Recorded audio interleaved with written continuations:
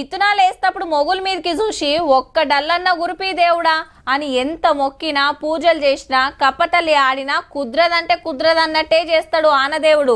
సరే అట్లిట్లా చేసి బాయిల కాంచెల్లో షెర్ల కాంచెల్లో పైపులు జాపి పంట వండిస్తే నోటికాడి బుక్క ఎత్తగొట్టినట్టు వద్దన్న ఉరికొచ్చి పంటంతా ఆగం చేసిపోతాడు.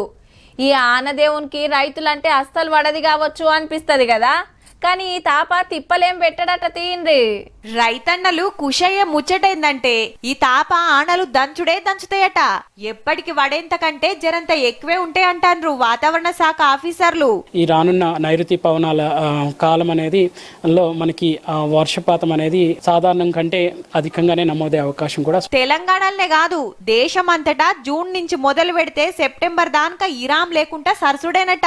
నిరుడే సక్క వడక శాన తిప్పలైంది కాబట్టి ఈ కిత్తకు సరిపోనుంటే వ్యవసాయానికి ఏ రందుండదిగా.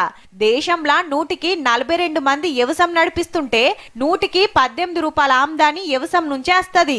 మళ్ళా 152 ఎకరాల ఆనలతోటే పంటలు వండుతాయి. ఇదంతా 4 వద్దులైనాక ముచ్చట గాని షెడుపానలు చేవట్కే మస్తు నష్టమైతుంది ఇప్పుడు. హగో గాలి దుమారానికి చింతపండు దులిపినట్టే మామిడికాయలు ఎట్లా రాలినాయో కోతకొచ్చిన వరి చేన్లు సుత వరిగినాయి.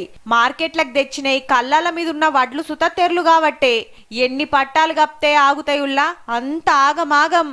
అకాల వర్షం రావటం వల్ల రైతుకు సిరిసగం కూడా వచ్చే పరిస్థితి లేదు. ఉన్న కూళ్లకును వాటికి అయిపోయే పరిస్థితి ఉంది. గాలి బాగా వచ్చి నిమ్మతోట మొత్తం కూలిపోయింది. కాయ బాగా కాలిపోయింది. 1,50,000 వరకు లాస్ అయింది. మొత్తం 140 చెట్లు 60 చెట్లు మొత్తం కొలాప్స్ అయిపోయింది. ఈ తడిసిన ధాన్యాన్ని కూడా గిట్టుబాటు ధర ఇవ్వాలి, అన్ని దాలు ఆదుకోవాలి, సరిపోయిన పరదాలు ఇచ్చి. ఆడాడా కాంటాలు చాలైనాయి గాని నిమ్మలంగా నడుస్తున్నాయట. జరా రువ్వడి వెంచి రైతులకు నష్టం కాకుండా చూడురి సార్లు.